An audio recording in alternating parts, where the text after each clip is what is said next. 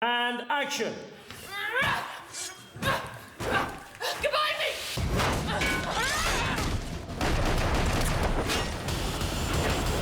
When I arrive, what should be a 10-minute get in, get out kind of mission, all of a sudden turns into this really incredible 2.5-hour chase scene, which all great Terminator films are. This new film recaptured that tone, that intensity, that take no prisoners feeling. You come with me or you're dead in the next 30 seconds. The action is 10 times bigger. It's like we're falling out of a what into a what, and then what? It's all good until someone loses an eye. We're gonna wreck some real shit, right? We're gonna smash some fucking trucks. We're gonna bust some shit up. The way it is written, it is huge. We do a lot of great action. Of course, it's technology and there are special effects, but we're all trying hard to make it look real and to do as much as we can. At each stage, I kept getting more and more excited about it.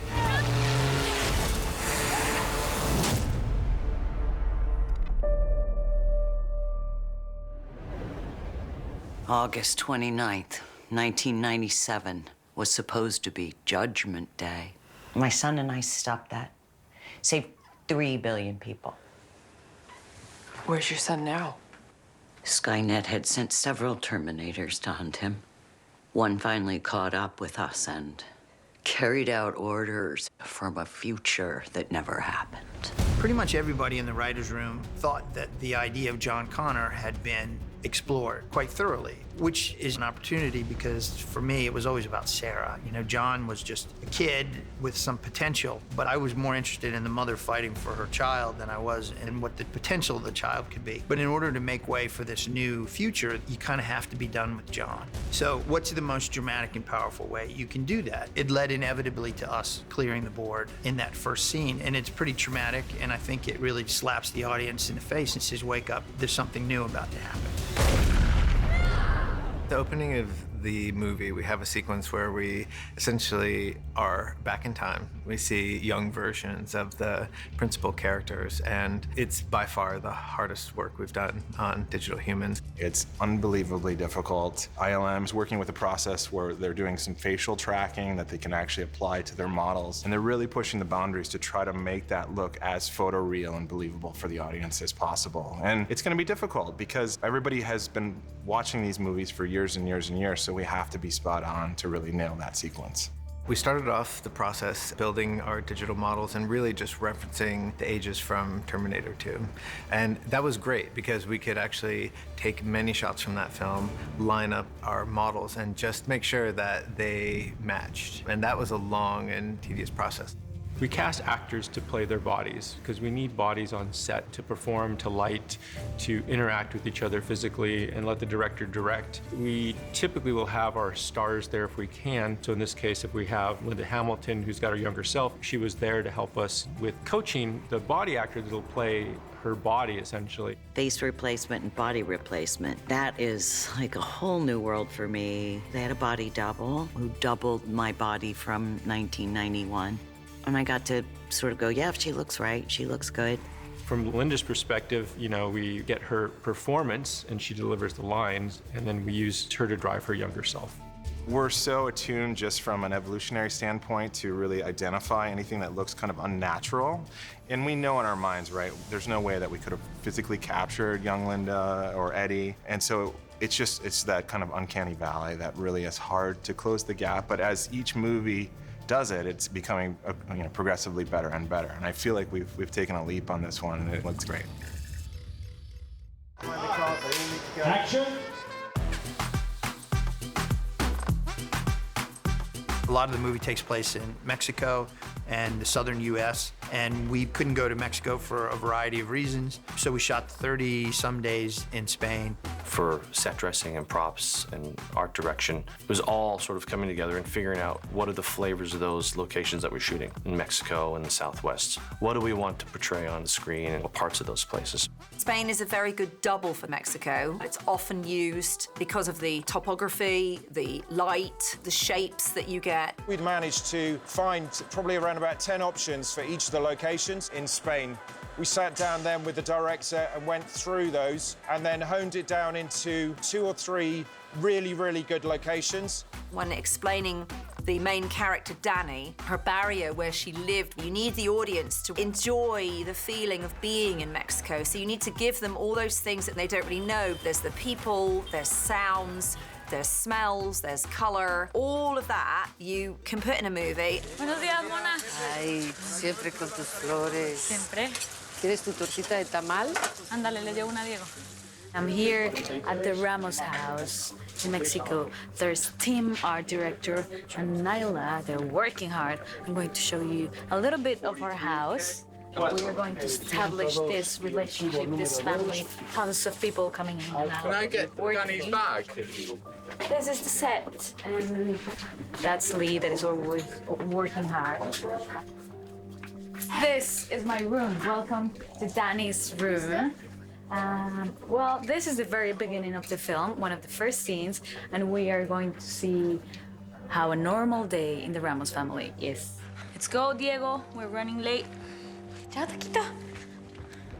It's all about the layering. We used graffiti, but the graffiti that we used for Mexico was not maybe how a lot of people think of graffiti, like words or tagging. We had an artist who did paintings. We reference Oaxaca, which is a town in Mexico where they make all these beautiful little figures that are in bright colors, and they're quite amazing. We would paint a building and put up a mural, and we'd come to take it down, and they're like, no, no, no, no. We'd rather have the mural stay up, because it's such a beautiful piece of work, and it takes a lot of talented people and a lot of time to create it. I'm from Mexico City, born and raised. My mom was born in the States, but her family's from Spain, and I love Spain. But Madrid, it's very different to Mexico City. So when I arrived to set, it was like, Diego, you know, just meet with the art department heads and just to make sure that it's authentic. And I didn't want to overstep my boundaries. It's not my place, but at the same time, I wanted to try and help them with any doubts or any questions to make it as authentic as possible. It's not the easiest thing to do Mexico City in Madrid. Madrid does not really look a lot like Mexico City. As a production designer, you look for the building shape, the window shape. What can I do with this shop? How can I change it? Does it look like Mexico? I think so. It looks like Mexico. When we actually shot the scenes on the day, I was shocked. I felt like I was in Mexico City, from the cabs to the buses, which are called microbuses, everything. I mean, the street signs, the food. And I went immediately up to the art department. I was like, wow, guys, you guys killed it. And when someone walks up to you and says that to you, you know you've cracked it. Supposed to pick up a detainee named Danny Ramos. Please lock your weapon. Expect a big ping, brother. My whole body's a weapon. The Terminator itself has always functioned best when it's taken upon the role of an authority figure. And so we thought, okay, well, if she's in Mexico and try to cross the border, which has all sorts of resonances with the things that are happening today, it'd be interesting if the Terminator then kind of morphs what it's presenting itself as somebody, or border control or ICE or whatnot. We are shooting a detention center scene that happens when our characters try and cross the border. And it's a lot of chaos, a lot of extras, and a lot of fighting. This is a baton that they gave me that I'm actually not allowed to use, and somebody is always watching me in case I hurt someone. We shot the detention center scene in a Nokia factory that we had made to look as much like one of the American detention facilities as we could. Sarah Connor. I'm Officer Rigby. It's an honor. We're right now filming in a warehouse which is doubling as a detention center on the border of Texas and Mexico. I'm a border control officer who takes Sarah Connor away and interrogates her. What do you sound like in the movie? I sound like this. No, I sound like this. In the movie, I kind of sound a little bit more like your everyday average American. Let's go. You belong in your own private cage. We're playing two Mexican cholos here at the border prison center. A lot of extras, amazing people, having a lot of fun. Everybody's friendly, everything is okay. Having a good time right here in Hungary. I don't usually have my head shaved like this, so... This tattoo is my tattoo is not real. It's not real. Yesterday when we came here, it was so shocking and it was so moving that Tim Miller, our director, was crying, but he was just asking everyone to forgive him for all this, you know, like suffering we're like recreating here. I got on the PA system and apologized because it was hard being there. Likewise, I believe these people, the Border Patrol, doing their job. It doesn't vilify anybody. It just shines a light on a situation that is unfortunate for all concerned. So it was very emotionally powerful. All the actors felt it when we were there. It's quite emotional coming in because there are hundreds of people in these cages and you think, this really happens. So I made a real point of just talking to people so that we were all in it together. The great thing about working on projects like this, they do such an amazing job, and to dress in the set and dress in the people, and you kind of feel like you're, you know, where you're meant to be. It's also very poignant and thought-provoking filming somewhere like this right now as well, because this is happening. It's rehearsal, I'm sorry. Bye. 2 days ago, my commander had them tattoo these coordinates on me. Whoever sent you these texts is the same person I was told to go to for help. What does it mean? It means we're going to Texas.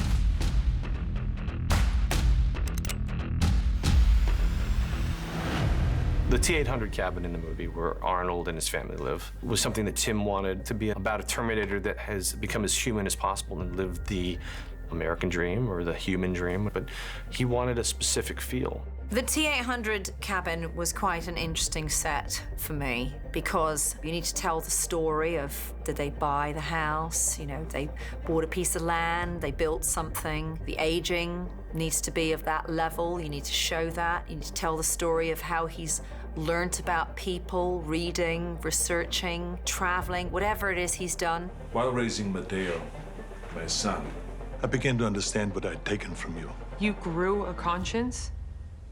The equivalent to one, yes. We'd looked at a lot of locations, a lot of cabins and houses that were in the middle of the woods that just didn't work. There was a house on the location that was built for another production. We loved the land, but the house didn't work, so we struck the house and we had a full cabin built. It didn't want to look too old-fashioned. We sort of had the brief that it was probably 12 to 15 years old, but it had a slight modern edge to it. And outside we created a sort of bunker and shooting range, so we still have the whole armory references which go back to the other Terminator films as well. You just keep this around? Even without a rogue AI taking over, I calculate a 74% chance that human civilization will collapse into barbarism. Also, this is Texas. We are currently in the house which is being used for the T-800 cabin in the woods. There was a lot of thought that went into the colouring, keeping it warm to sort of emulate him being part of family. And that's why you can see a lot of wood. We went for real oak. It was all to give it that realism. We wanted it to be a bit Navajo, to have that sort of look of that, and the colouring was very important to get the colours right and all these paint finishes and Do you think it would be good and this gentleman here. Do you think it would be good to move the chair a little forward? Yeah, I was just wondering if you wanted to do that. I love it. You did a great job. Tell me what happens when this all falls apart. There's no warning. Day one, everything just stops. By day 3, the whole world was at war. The main goal, the main purpose of Grace's future in the film is to show that this is not a happy place, this future, and really to show what the stakes are, because if our heroes lose in the present, this is what's going to happen. This is 25 years in the future we're going to. Tim and I talked about how far you could go with that. Science in this future is not slick and well-designed like Apple. It's more of a, we're gonna do whatever we can to fight.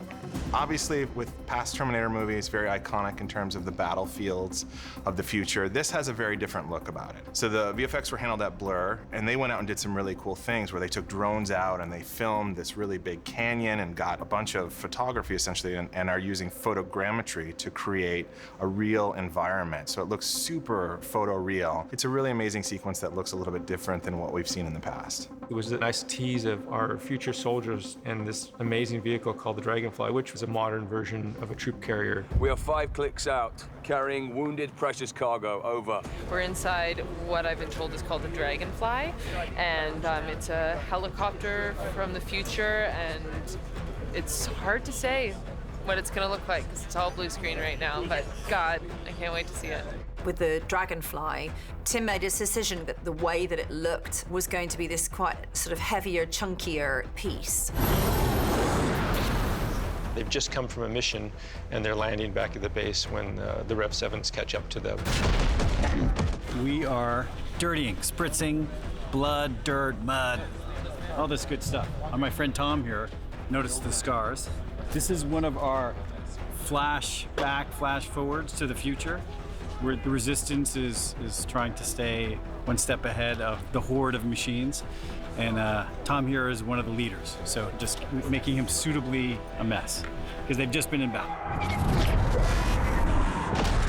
A battle is not about infiltration, it's about the most effective killing machines you can find. So the Rev 7s look very different than the Rev 9s, and they don't even make an attempt to be human. And they're pretty horrifying creatures when they show up. They're just there to fuck shit up.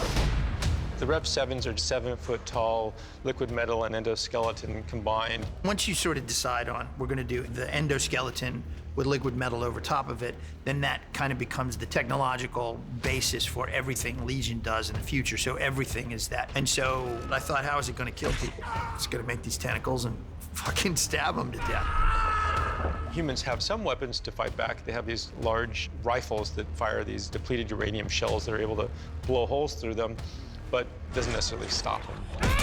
When we did those flash forward scenes, I'd say we really were aiming for something that almost is the feeling of a memory or a fever dream, more impressionistic. I really thought that this is more about like how we really don't want this to happen than it is about like, wow, it's cool, they're blowing up robots. And so it was making it seem like a kind of a nightmarish memory.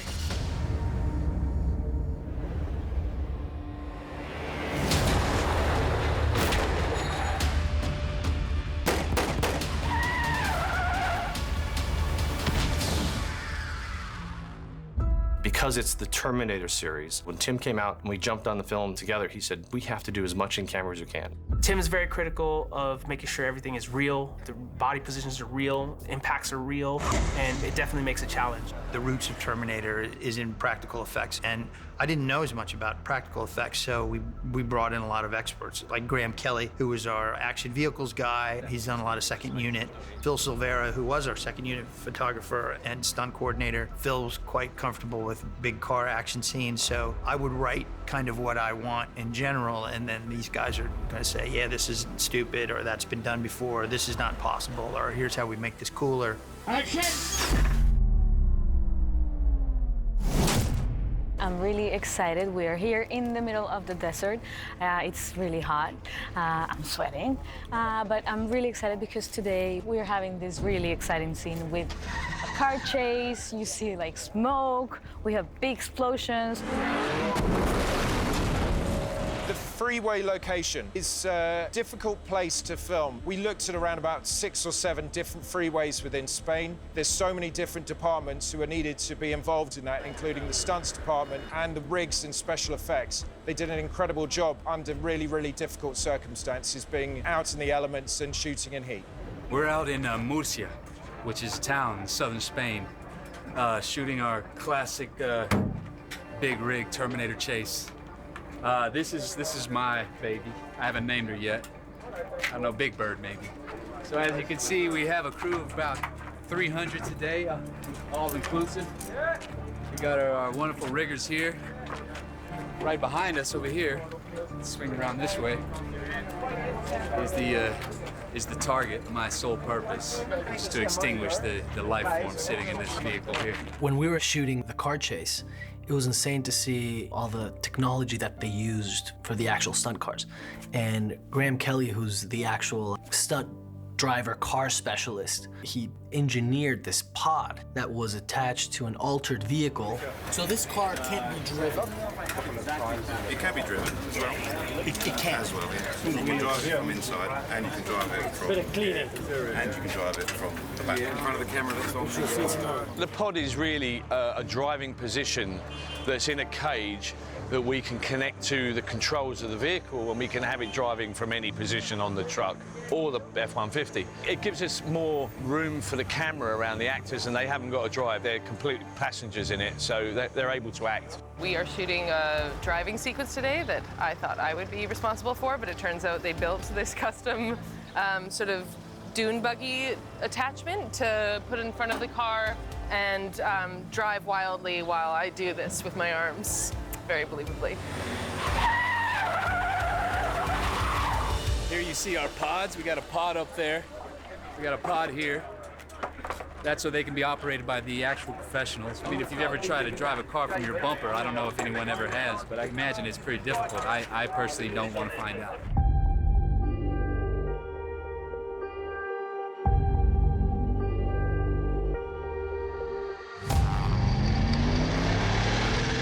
It takes some skill and some paying attention because you've got a lot of cameras and everything, and you really can't see what's behind you. And it's long, so you have to really plan ahead for turns and obstacles and things like that. For me, it's a pretty special thing because I was fortunate enough to be one of the 3 truck drivers on Terminator 2, which was probably the film that made my career, or at least began it and put me kind of as a known name. So it's really an honor to be here and to be chosen to drive the truck in this film. It's really a cool truck. It's an ex-European military truck, and it's a 6-wheeled beast. They've added some power to it, and we've got 6 of these things. So they all just run really better than anybody would expect them to. We're about to destroy this taco stand with a very large truck and hopefully make it a very small taco stand after the fact. The F-150 comes barreling round this corner, makes a hard right turn, loses the back a bit and gets past that. And our N10 truck is coming from the same direction. He's bearing down on her. Obviously, he's slower in the bend, but he doesn't care about that taco stand. So he's going to smash that to pieces, just going to demolish it. 3, 2, 1, action!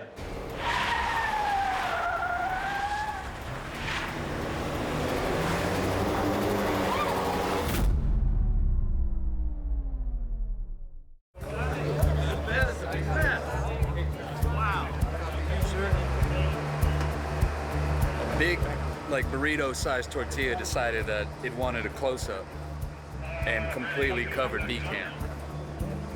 I want to know who hired that tortilla, and I want him fired.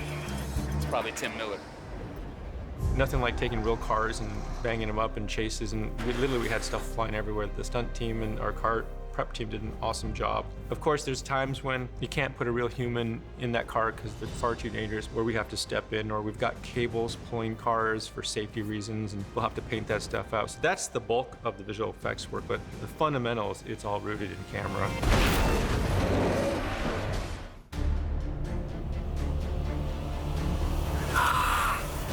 The whole final sequence of the C5 getting into the Hummer, in the plane, falling to the dam, the water work, it's just huge. What the hell? What the hell? It even blows my mind every time. I'm like, what? It's so crazy. The Rev 9's right on them, and so they're kind of forced to run for cover onto this C5 plane that's about to take off. Everybody really wanted to do a scene in the plane where we had this big fight going on and gravity with variable G. I talked to some pilots to research the action for this, and you don't get 0 G by a plane just falling, right? Which is what a lot of people would think. If a plane is just falling and people are inside it, they just fall to the front of the plane and stick to the wall. The way you get variable G is like the plane was essentially doing this. And in that little area where it's between up and down is where you get 0 G. So I talked to the pilots, and the way to do that is you have a plane that's coming apart, engines are being ripped off and wings, while at the same time the autopilot is on, and the autopilot always tries to get the nose up and level. There is a weightlessness and an auto-correction that happens, which is going to play out throughout the sequence, because those are the things that actually happen. This allows us to have this sort of really complicated mind fuck of a fight inside that. The C5 sequence is amazing. Tim went in with his previous team and just spent months and months working on that. We motion captured a bunch of the action, and off of that motion capture, then we have a digital animatic version of a previs that Tim constantly refines. When you see the animation come forward about all these people being thrown up and down in a plane that's crashing, it was so much different from the other pieces that you'd seen on other movies. Trying to remember where gravity is not usually something you have to worry about as a filmmaker, and especially if you shoot out of order. It's like, okay, so the plane is rotating, which means gravity is going to be pushing them against this wall. We're also going down, which means gravity is going to be going down. And we're also about to shift direction. So it's a lot of stuff to kind of take into account where the orientation of that plane is. And it was by far the hardest thing to choreograph and figure out. So as you guys are coming to the bottom of the stairs, she starts this turn here, and it'll throw you sort of down and into that wall there. That'll put Danny here. That'll send Linda going this way. That'll send Arnold hanging for a beat there, and then as the plane rights itself, it's going to go up this way. If just one thing is off, if the hair is not in the right direction when someone's going up or someone's going down, the hair's going one way or doesn't look right. Neil Corbell, who is a special effects genius who has built the gimbal on this, has made it great for stunts to kind of figure things out on that set piece. Tim wanted zero-G moments in the crashing plane, and one of the ways I thought that we could achieve that would be to rotate the whole set. So we had to determine what size set we needed, and a real sort of C5 Galaxy's 120 to 140 feet long. We couldn't obviously build all of that, so we built 60 foot of it, and we can stick a blue screen at one end to give us the depth that we need. It is a gimbal that is over 80 ton of steel. It is a mammoth piece of engineering, and we built a C5 inside of it. It's probably one of the biggest rigs I've built. It revolves 360 degrees and tilts 10 degrees either way. It's the world's biggest washing machine. This has taken us 5-6 months to design and another 5 to 6 months to build it. So it's been quite a long project. Action on the rig.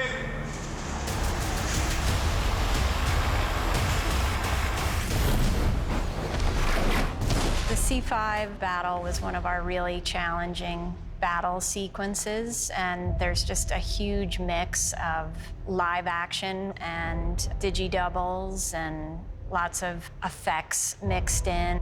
The Rev 9 is able to wrap up the T-800's arms while they're grappling, and the T-800 just pulls out of his flesh, and we see the mechanical arm underneath. There's a huge amount of VFX, and so the process is Julian and Tim will sit down and they'll cut the sequence, and then they'll come to me and they'll say, okay, well, these are the VFX that we need to enhance this and bring our vision out. So for instance, there's a huge tear on the side of the C5 plane from the collision, and so we have to add that hole in the side of the plane and extend it. And so there's a massive amount of work within that, but hopefully it goes unnoticed. This whole fight in the C5 ends with them getting into this Humvee that's rigged for a parachute drop, while Arnold holds the Rev 9 off, and they bail out. When it bails out, the parachutes aren't deployed, and they're in free fall, and Grace, being the super soldier that she is, she climbs outside and releases the parachutes and saves everybody. We're getting ready to train Mackenzie to do the flight for the falling Humvee sequence here in beautiful Budapest. The camera's inside looking out. Okay. And you settle in front of everybody, and then you whip yourself around to the side. It's gonna be a tiring couple of weeks.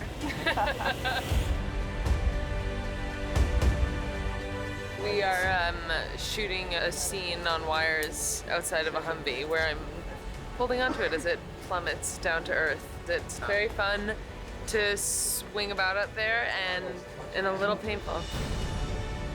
Linda Hamilton, Natalia Reyes, they have just been pushed out of a C5 that was also plummeting down to earth. And now we're trying to open well, really me, I'm doing a lot of the legwork.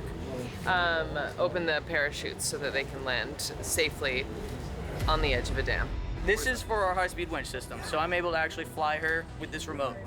And it's kind of fun. It's nice to be able to go up and down easily, so no counterweights for us today. I'm really jealous. I would love to do that. You'll see it. It's so cool. Linda and I are going to be inside just moving like crazy. So this is a roller coaster today. Behind me is the set of the spillway, and we have huge waterfall effects and also spray effects as well. The other way, we have it's the same scene, and we have a 6-axis motion base with a Humvee on, so at the moment it's in its horizontal position. When we get the actors in, we can raise it up 90 degrees, so it's vertical, and we can do all the close-up stuff on here with the actors, keeping them nice and safe. And on the other side, we can do the big stunts and wider shots to show the scale of what we're trying to do. Do you see this Humvee over here? You see all this shit? Just fucking insane. Look at this. This is the biggest thing that I've ever been a part of by a long shot. These cranes are giant. That sequence there, I'm personally very, very excited. I like all the sequences, but I really like that sequence. The minute that they hang you upside down, you feel nauseated. Linda's having so much fun. She loves water parks, so. I love sharing water. I do. Jump on in. Come in. So much fun. You have this big underwater sequence where the Humvee is tumbling, being washed down the river, while this Terminator's coming after them to kill him. It's pretty fucking cool. For the underwater sequences, they did a lot of tank work where the actors were actually in an underwater environment. There's no way to replicate the authenticity of the actors actually doing it. So we really appreciated that they were willing. So we got fantastic plates to start with, and then from there we're just kind of augmenting and creating this very turbulent river environment that's around them. The Humvee underwater sequence was shot on a huge blue screen stage, and then all of the exterior has been created in a digital environment to make it feel like they're under this huge body of water. We actually got to do 2 underwater sequences, both the Sarah and Danny underwater and then the Terminators underwater fighting each other. And those were really fun because Tim wanted to play it very murky and very dark, and yet these eyes punctuate out of the darkness, and it's very creepy, and I think it elicits everything that the original Terminator film did in terms of who these characters are. He's gonna swim up against the windows, and that's what he's gonna punch, and then we have big visual effects as the blades coming through. It's gonna be badass. You have too much CG effects. I think the audience nowadays, they can see it. It's great to combine visual effects and special effects together, and I think that the more you can mix it up and you keep the audience guessing, the better it is.